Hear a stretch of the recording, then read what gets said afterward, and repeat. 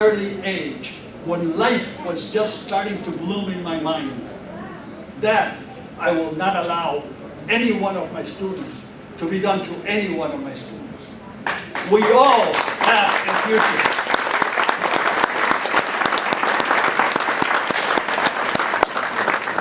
Ask not of others what you would not do yourself. Now, I say that because at Daly College, quite often, we have had days where my entire leadership staff has been working till 2 a.m. in the morning. And guess what? Have I been asleep? Have I been home? Have I been in the couch in the other room next door? No, I've been right with them. We've been crunching numbers. We've been doing what needed to be done. That is what marks a leader.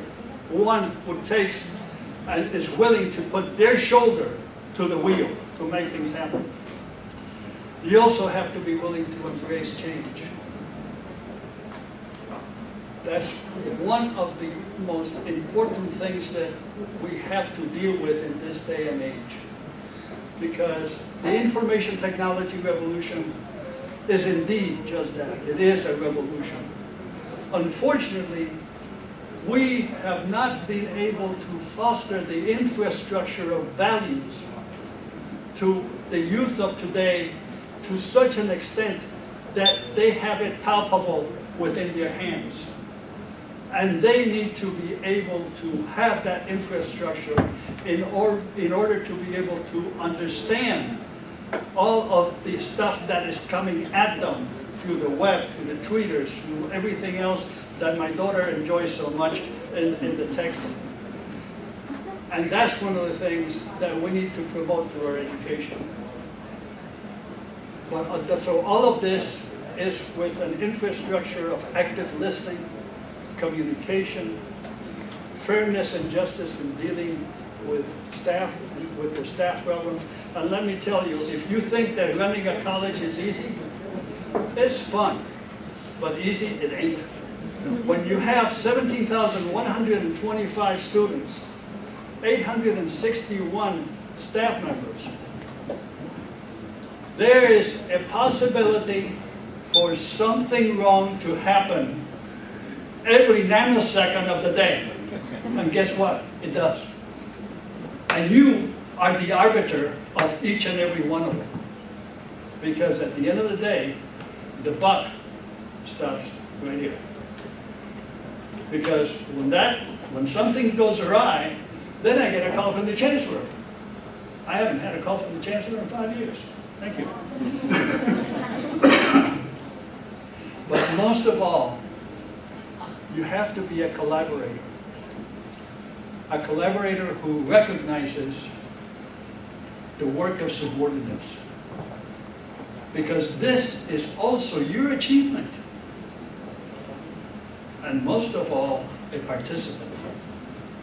You as a participant. Now, I'm going to ask you the following question. I have a bus waiting for you outside.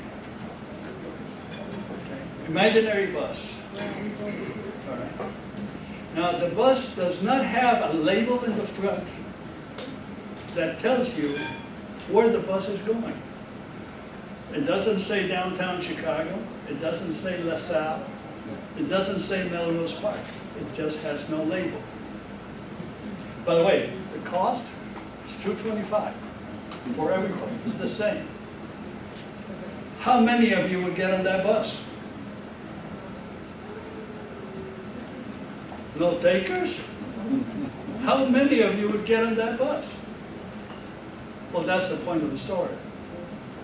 Because one of the things that defines the family, that defines what we do, is having a common goal and having a pathway to get to that goal. And that is what is important at the end of the day. Now, of course, this is an election year, and I would be remiss in my duties as a president if I did not have for you a paid political announcement. So, to that extent, I'm going to note the following. And please listen carefully. A situation is emerging wherein we cannot be a fence straddler. You know what a fence straddler is? Someone who sits on the top of the fence going one way or the other. Ladies and gentlemen, we are going to be in or outside that fence. You make the choice. Our value system is at issue. Thank you very much.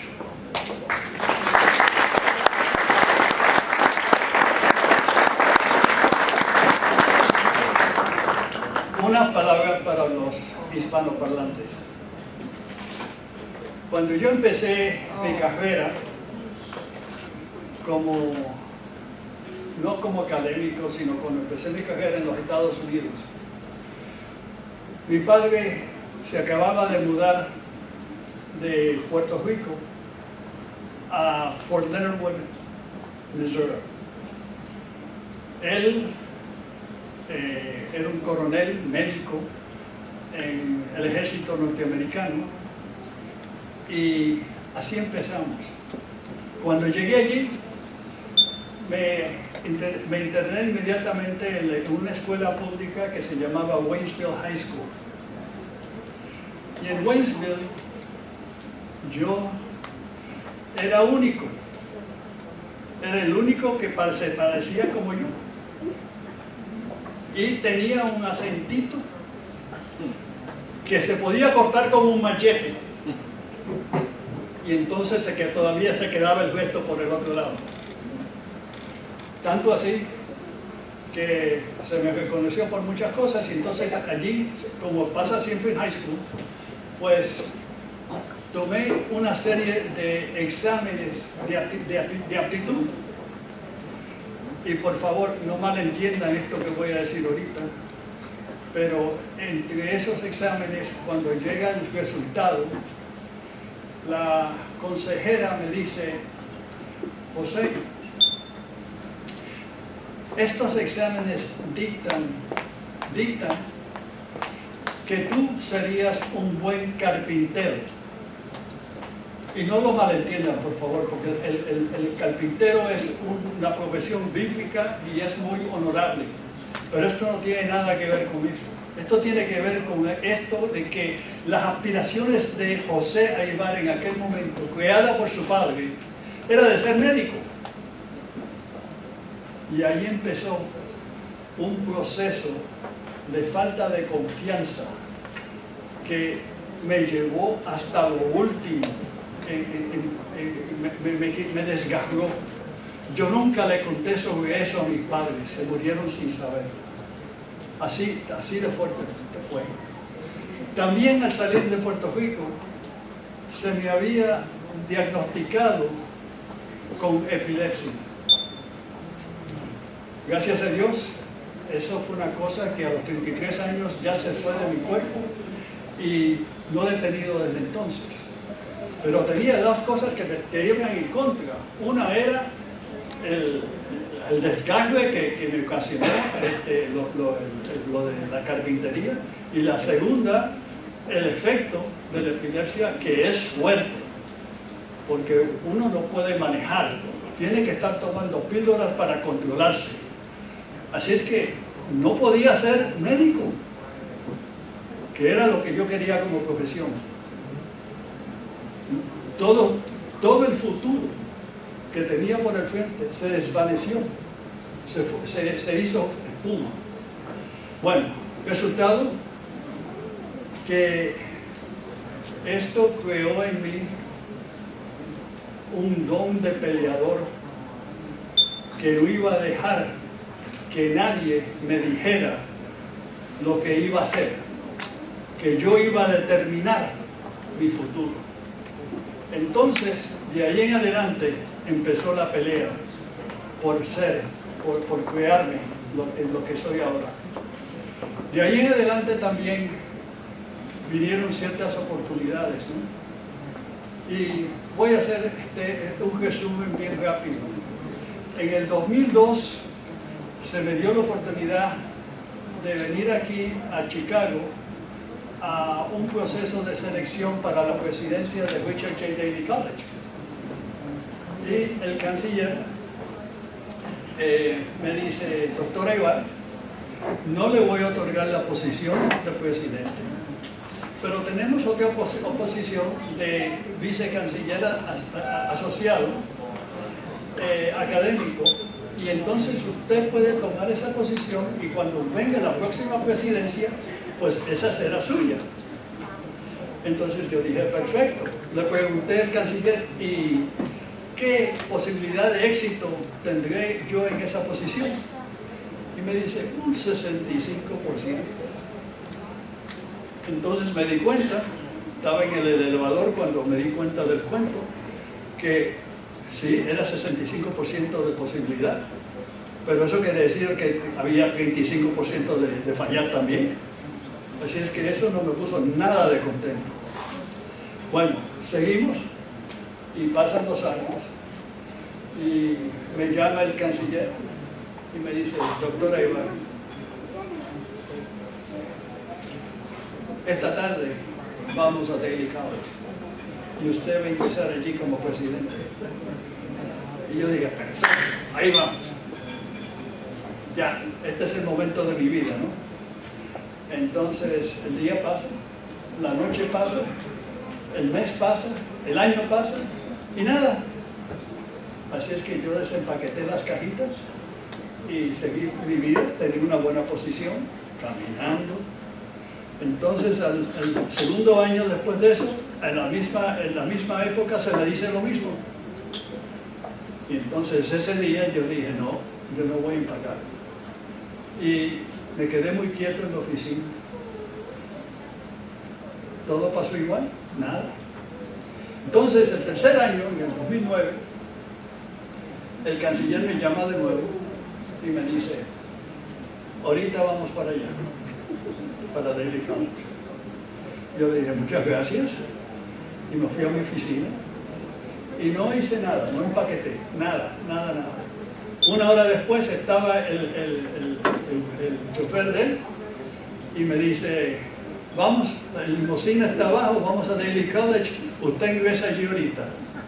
Y esa tarde empecé en Daley College en agosto del 2009. Se hizo una selección nacional, 40 personas se aplicaron en esa selección, y entonces me hice yo presidente en el 2009, en el final del 2009. En el 2010 viene otra canciller, porque hubo un cambio en el liderazgo. La canciller dice: vamos a cambiar las calificaciones del presidente. Todos los presidentes tienen que reaplicar para la posición. Y ahí fue donde vino la próxima etapa. Apliqué. Fui uno de 140 personas que aplicaron y obtuve la posición de presidente. Una tercera vez, en el tercer proceso de aplicación. Y ahí empieza la travesía, ahí empieza el futuro. Y es una cosa que nosotros, como luchadores, tenemos que seguir planificando también para el futuro de nuestros hijos. Y lo que me pasó en high school puso una semilla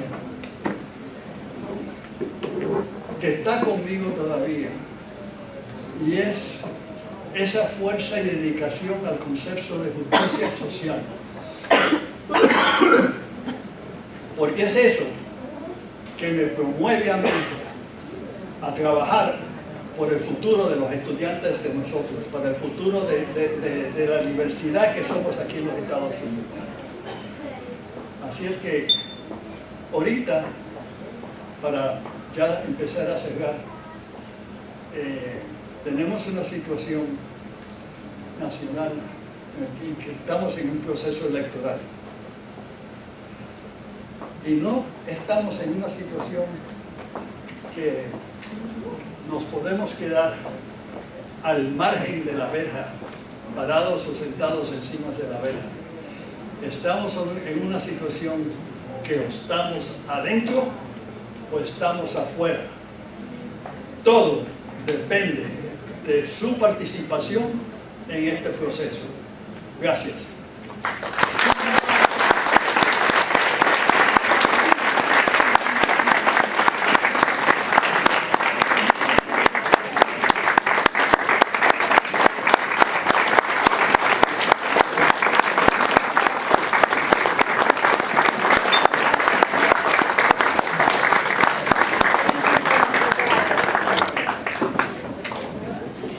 Muchísimas gracias, doctor Aybar. Es un gran honor de tener un gran orador como tú en esta calidad.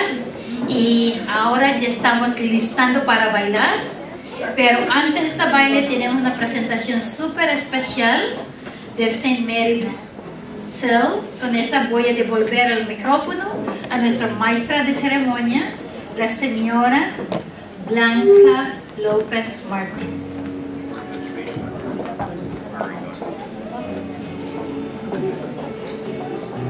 En la mesa está una página que tiene el camino de la vida. Es una canción muy bonita, escúchenla, cada letra por letra. Indica todo lo que es el Chicago Hispanic Community de paz, sobre la familia y lo que es un matrimonio. On your tables there's a song, it's called The Path of Life. And we're going to sing it now. It's in Spanish. It talks about everything that Chicago Hispanic Community of Peace is and stands for. I'd like to call all the volunteers to come up to the front so they can sing. Todos los voluntarios que hicieron esto posible, por favor, acompáñenos a cantar.